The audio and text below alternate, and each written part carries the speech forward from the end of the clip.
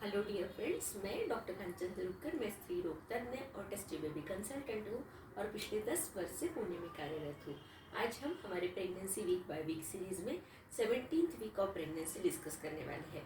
इस 17th week में baby में क्या क्या चेंजेस हो रहे हैं, मदर में क्या क्या चेंजेस होंगे, ये सारी चीज़ें हम डिस्कस करने वाले हैं। सो 17th वीक होते होते हमारा जो बेबी है वो अराउंड 150 ग्राम्स टू 160 ग्राम्स इतना हो जाता है। बेबी का जो हाइट है वो अराउंड 5 to 6 इंचेस इतना हो जाता है। बेबी की जो डेवलपमेंट है उसमें बेबी की जो आईज है, आई लैशेस वो डेवलप हो गए हैं। बेबी के आईज अभी भी क्लोज है, वो अराउंड 28 वीक्स पूरा होने के बाद ये आईज जो है वो ओपन होने वाले हैं, लेकिन उसके अंदर जो आई बॉल है उसके साइड टू साइड मूवमेंट्स जो है वो हो रहे हैं। उसके अलावा बेबी के जो फिंगर्स है उसमें फिंगरप्रिंट्स जो है वो बनना अभी चालू हो गए हैं। बेबी का जो हार्ट जो बीटिंग था वो पहले नर्वस सिस्टम के कंट्रोल में नहीं था, मतलब कि ब्रेन के कंट्रोल में ये हार्ट बीटिंग नहीं था, पर अभी ये जो हार्ट है उस वो ब्रेन से कंट्रोल हो रहा है। तो इसकी वजह से बेबी के जो हार्ट बीट है जो पहले 160 180 भी रहते थे तो वो अराउंड अभी 140 to 150 के बीच में रहते हैं। सो आपका जितना हार्ट बीट है उससे डबल ये बेबी का हार्ट बीट होता है।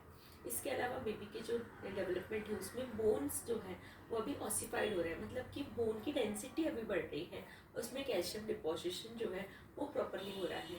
सो बेबी के जो मसल्स और बोन्स है वो अभी और स्ट्रॉन्ग हो रहे हैं। तो ये मसल्स और बोन स्ट्रॉन्ग होने की वजह से बेबी के जो मूवमेंट्स है वो भी स्ट्रॉन्ग हो रहे हैं। तो उसकी वजह से आपको फर्स्ट टाइम बेबी के जो मूवमेंट है वो फील हो सकते हैं।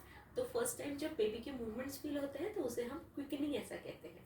सो फर्स्ट टाइम जो बेबी के मूवमेंट है वो एक थोड़ा सा आपको बहुत ही माइनर ये मूवमेंट फील होते हैं, और बाद में ये जो मूवमेंट है जैसे बेबी के हाथ पैर स्ट्रॉन्ग होते जाते हैं वैसे ये मूवमेंट जो है वो ज़्यादा अच्छे से समझ में आते हैं। इसके अलावा बेबी जो है वो अभी प्लेसेंटा से उसका साइज जो है वो बड़ा हो गया है। अभी तक के प्लेसेंटा जो था, मतलब कि आवर जो है वो बड़ा था और बेबी का साइज जो था वो छोटा था, लेकिन अभी प्लेसेंटा से बेबी का साइज जो है वो बड़ा हो गया है। उसके अलावा बेबी जो है सारे जो मूवमेंट्स हैं, मतलब कि फेशियल जो मूवमेंट्स है वो भी कर रहा है, जैसे कि स्माइलिंग है या फिर सकिंग स्वालविंग, ये सारे मूवमेंट्स बेबी कर रहा है। इवन बेबी अगर आप सोनोग्राफी में देखोगे तो कभी कभी बेबी जो है वो थम सकिंग भी कर सकता है। तो ये सारी चीज़ें जो है, ये सारे मूवमेंट जो है वो बेबी में हो रहे हैं। सो ये सारी चीज़ें आगे जाके ब्रेस्ट फीडिंग में जो सकिंग स्वालविंग मूवमेंट के लिए बेबी प्रिपेयर हो रहा है। इसके अलावा ब्रीदिंग मूवमेंट्स भी बेबी में, चेस्ट मूवमेंट्स भी बेबी में हो रहे हैं। सो इंटरनल ऑर्गन्स जो भी पहले से ही बने हुए थे उनकी अभी और ग्रोथ हो रही है। Sex organs, internal organs, kidneys, lungs, liver, ये सारी चीज़ें भी डेवलप हो रही है। बेबी का इम्यून सिस्टम भी अभी धीरे धीरे डेवलप हो रहा है। जो वाइट ब्लड सेल्स थे जो कि स्प्लीन से सिक्रेट हो रहे थे, ये भी अभी आगे जाके बेबी का इम्यून सिस्टम जो है वो बढ़ाने वाले हैं। सो ये हो गया है बेबी के डेवलपमेंट के बारे में। हमने इसके पिछले वीडियो में बताया कि बेबी का जो वोकल कॉर्ड है, लैरिंग्स है, वो भी डेवलप हो रहा है, जो कि आगे जाके बेबी का वॉइस जो क्रिएट होगा वो इसके उससे तैयार हो रहा है। बेबी का हियरिंग सेंसेशन और विजन सेंसेशन, मतलब परसेप्शन टू लाइट और हियरिंग, ये भी अभी आ गया है। 18th वीक तक आते आते बेबी का जो हियरिंग सेंसेशन है वो अच्छी तरीके से आ जाता है। सो ये हो गया है बेबी के सेंसेस के डेवलपमेंट के बारे में और बेबी का इनॉल डेवलपमेंट के बारे में। अब जानते हैं कि मदर में क्या क्या चेंजेस होते हैं। सो अभी आपका बेबी बम जो है वो दिखने लगेगा। आपका जो यूट्रस का हाइट है वो आपकी जो प्यूबिक सिम्फाइसिस है वहाँ से अराउंड 4 to 5 सेंटीमीटर इतना ऊपर बेबी का बम जो है, बेबी बम जो है वो दिखेगा। यूट्रस जो है वो एनलार्ज हो जाएगा। तो अभी यूट्रस क्योंकि बड़ा हो रहा है तो उसकी वजह से क्या हो रहा है कि स्ट्रेच मार्क्स आपको आना चालू हो जाएंगे। तो आपको बाद में जाके ये स्ट्रेच मार्क्स के लिए ट्रीटमेंट लेने से अच्छा है कि अभी से ही आप अपने स्किन को मॉइस्चराइज रखना बहुत ज़रूरी है। तो ऐसा कोई क्रीम है क्या या फिर ऐसा कोई लोशन है क्या जिससे कि 100% ही हमारे ये स्ट्रेच मार्क जो है वो चले जाएंगे और बिल्कुल ही हमें स्ट्रेच मार्क नहीं आएंगे। तो ऐसा कोई क्रीम या फिर ऐसा कोई लोशन नहीं है जिससे कि 100% हमारे जो स्ट्रेच मार्क है वो चले जाए। तो फिर हम क्या कर सकते हैं जिससे हमारी ये स्ट्रेच मार्क जो है वो कम हो सके? तो इसके लिए आपने प्रॉपर मॉइस्चराइजिंग क्रीम जो है, जिसमें कि विटामिन ई है, ओमेगा 3 है, और प्रॉपर मॉइस्चराइजिंग है, एलोवेरा है, ऐसी क्रीम्स आप लगाइए। सो ये जो क्रीम है जिसमें कि मैंने बताया विटामिन ई है, उसके अलावा एलोवेरा है, तो इसमें मॉइस्चराइजेशन रहता है।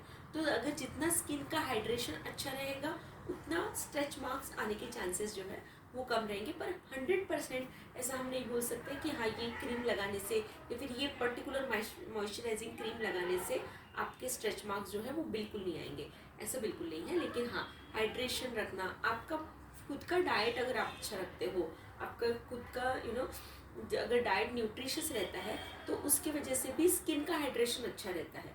तो ये आपके लिए अच्छा स्ट्रेच मार्क्स कम करने के लिए मदद कर सकता है। इसके अलावा और भी चीज़ें हैं, जैसे कि एक्सरसाइज अगर आप प्रॉपर करते हो तो स्किन जो है आपका, उसका जो स्ट्रेचिंग इफेक्ट है वो थोड़ा सा कम होता है, स्किन में कोलेजन हाइड्रेशन ज़्यादा होता है।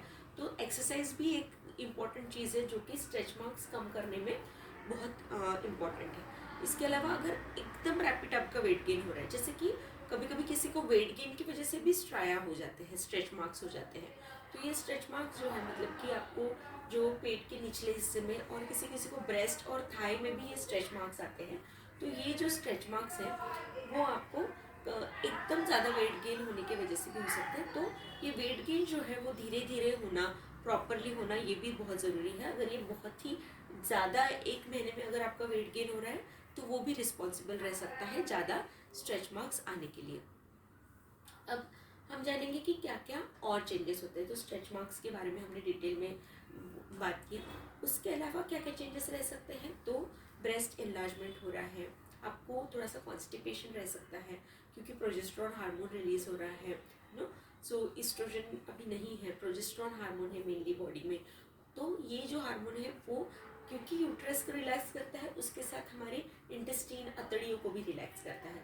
तो उसके ये कॉन्स्टिपेशन की वजह से बहुत सारे लोगों में हीमोरॉइड्स मतलब कि पाइल्स के प्रॉब्लम भी हो सकते हैं। तो उसकी वजह से उन लोगों में ये ब्लीडिंग थ्रू एनस हो सकता है, मतलब कि मोशन पास कर रहे हैं वहाँ से उनको ब्लीडिंग हो सकता है। तो ये हीमोरॉइड्स का प्रॉब्लम जो है वो प्रेगनेंसी में थोड़ा बढ़ सकता है बिकॉज ऑफ कॉन्स्टिपेशन। कभी कभी आयरन के टैबलेट्स जो आपने चालू किए हैं, तो ये आयरन के टैबलेट्स की वजह से भी आपको कॉन्स्टिपेशन होता है, ब्लैक कलर के स्टूल्स होते हैं, और उसकी वजह से भी आपको पाइल्स का प्रॉब्लम हो सकता है। तो ऐसे केसेस में क्या करना चाहिए? तो फाइबर युक्त डाइट जो है वो आपने कंटिन्यू करना चाहिए, हाइड्रेशन प्रॉपरली मेंटेन रखना चाहिए। फाइबर युक्त डाइट में आपको वेजिटेबल्स, फ्रूट्स ये ज़्यादा से ज़्यादा कंज्यूम करने हैं। और इसके अलावा अगर फिर भी आपका कॉन्स्टिपेशन अगर कम नहीं होता है तो इस सबकुल का आप यूज़ कर सकते हो, या फिर आपके डॉक्टर को सलाह लेके आप डुफेलैक्स सिरप भी यूज़ कर सकते हो। तो ये सारे जो है वो लैक्सेटिव होते हैं, इस सबकुल ये एक माइल्ड लैक्सेटिव है। तो ये सारी चीज़ें आप यूज़ कर सकते हो जिससे कि आपको थोड़ा सा फ्रेश फील होगा, और आपको कॉन्स्टिपेशन या फिर ब्लोटिंग जो है, पेट भरा हुआ लगना, ये सारी प्रॉब्लम्स जो है वो आपको कम होगी। सो ये हो गया है कॉन्स्टिपेशन के बारे में। कॉन्स्टिपेशन की वजह से या फिर मोशन क्लियर नहीं होने की वजह से कभी कभी हार्ट बर्न्स की भी तकलीफ आपको हो सकती है। मतलब आपको थोड़ा सा हीट फील होगा, एसिडिटी फील होगा। तो ये एसिडिटी के प्रॉब्लम्स के लिए आप क्या कर सकते हो? तो ये एसिडिटी के प्रॉब्लम के लिए आप थोड़ा सा ठंडा दूध जो है वो ले सकते हो, या फिर सिंपल वैनिला आइसक्रीम भी आप ले सकते हो। ये वैनिला आइसक्रीम बहुत लोगों के लिए ठंडक पहुंचाती है, और उससे आपको ये जो हार्ट बर्न्स है वो कम होने में मदद होती है। अगर इससे भी आपको रिलीफ नहीं हो रहा है, अगर ये ठंडा दूध पीने से या फिर आइसक्रीम से आपको रिलीफ नहीं हो रहा है, तो आपने प्रॉपर एंटासिड्स आपके डॉक्टर की सलाह से लेने चाहिए। जैसे कि म्यूकिन जेल हो सकता है, या फिर सुपराल ओल हो सकता है, या फिर कभी कभी हम लोगों को पेंटोप्रोजोल वगैरह ये सारे टैबलेट्स भी आपको देने पड़ते हैं अगर बहुत ही ज़्यादा आपको वोमिटिंग एसिडिटी अगर हो रहा है तो ये सारे चेंजेस रह सकते हैं। वजाइनल सिक्रीशंस रह सकते हैं क्योंकि ब्लड फ्लो हमारे बॉडी में बढ़ रहा है। हमारे बॉडी में जो ब्लड है और ब्लड की वॉल्यूम जो है वो बढ़ रही है, तो उसकी वजह से हार्ट बीट्स बढ़ना, थोड़ा सा आपको पाल्पिटेशंस फील होना, आपके खुद के ही हार्ट बीट्स आपको फील होना, और थोड़ा सा आपको स्वेटी फील होगा, क्योंकि क्या हो रहा है कि स्किन का भी ब्लड फ्लो बढ़ रहा है। तो स्किन का ब्लड फ्लो बढ़ने की वजह से स्किन में जो ब्लड वेसल्स है वो ज़्यादा वर्क कर रही है, तो उसकी वजह से स्वेटिंग ज़्यादा हो रही है। तो उसकी वजह से स्वेटिंग फील होना, या फिर कभी कभी हीट फील होना, कभी कभी बिल्कुल ही गर्मी सहन नहीं होना, और ऐसा लगना कि हमेशा एसी लगाना चाहिए, फिर फैन लगाना चाहिए। तो ये सारी चीज़ें हो सकती है, जो कि आपके साथ में जो है उनको नहीं लगेगा, पर आपको लग सकता है कि मुझे बहुत ही हीट फील हो रहा है। तो ये सारी चीज़ें जो है वो हार्मोन्स की वजह से हो रही है अगेन, क्योंकि हार्मोन्स जो है वो प्रोजेस्टेरॉन हार्मोन ये एक थर्मोजेनिक हार्मोन है, मतलब कि ये हार्मोन जो है वो खुद ही हीट प्रोड्यूस करता है। सो थायराइड हार्मोन और प्रोजेस्टेरॉन हार्मोन ये दोनों भी थर्मोजेनिक हार्मोन होते हैं, तो ये हीट प्रोड्यूस करते हैं। तो इसकी वजह से ये सारी प्रॉब्लम्स होते हैं। थोड़ा हीट इंटॉलरेंस हमको प्रेगनेंसी में हो सकता है। लास्ट तक के भी ये हीट इंटॉलरेंस आपको रह सकता है, पर ज़्यादा ही अगर हीट इंटॉलरेंस है तो ज़रूर आपने आपका थायराइड लेवल जो है वो चेक कराना चाहिए। क्या क्या मेडिसिन आपने इस 17th वीक में लेनी चाहिए। तो आयरन कैल्शियम ऑफकोर्स अगर आपने अभी तक के चालू नहीं किया है तो चालू करना है। प्रोटीन पाउडर आपने चालू करना है आपके डॉक्टर की सलाह से। अगर आपने इकोस्प्रिन प्रोजेस्ट्रॉन के कुछ मेडिसिन आपको दिए हैं तो वो आपने चालू करने हैं। डबल मार्कर ट्रिपल मार्कर का टेस्ट जो है वो आपने ज़रूर करना है। अगर आपने नहीं किया है तो आपने ट्रिपल मार्कर का टेस्ट इस वीक में कराना है। सो ये सारी चीज़ें बहुत ही इम्पोर्टेंट होती हैं जो रूटीन चेकअप में होती है। टीटी का इंजेक्शन भी आपने फर्स्ट डोज ज़रूर लगाना चाहिए 16-17 वीक अराउंड। ये जो टीटी का इंजेक्शन है वो फर्स्ट 20 वीक्स तक आपने लगाना चाहिए। सो 17th वीक पूरा होते होते आपका जो 4th मंथ है वो पूरा हो गया है। सो अभी 4th मंथ पूरा होने के बाद आपके सिर्फ 5 मंथ्स जो है वो अभी प्रेगनेंसी के बचे हैं। सो कॉन्ग्रेचुलेशंस दैट आप अराउंड हाफ पे आपकी जर्नी आगे हो। आपका 4th मंथ जो है वो पूरा हो गया है। सो बेबी की जो मेजर डेवलपमेंट है वो भी इस 17 वीक तक पूरे हो जाते हैं। सो और क्या क्या बेबी में डेवलपमेंट होते हैं ये हम हमारे नेक्स्ट वीडियोज़ में आपके लिए लेके आने वाले हैं। So stay tuned with us for week by week pregnancy and how the baby is developing, how the embryo is going to a human baby, ये हम आपके लिए ज़रूर लेके आएंगे। सो अगर आपको ये हमारे वीडियोस इंफॉर्मेटिव लगते हैं तो हमारे चैनल को ज़रूर लाइक शेयर और सब्सक्राइब कीजिए। और ऐसे ही इंफॉर्मेटिव वीडियोस जिनमें प्रॉपर साइंटिफिक कंटेंट हो और प्रॉपर करेक्ट इन्फॉर्मेशन हो, ऐसे ही वीडियोस हम आपके लिए लेके आते रहेंगे। और आई होप ये वीडियो सीरीज़ आपको पसंद आ रही हो। Thank you so much.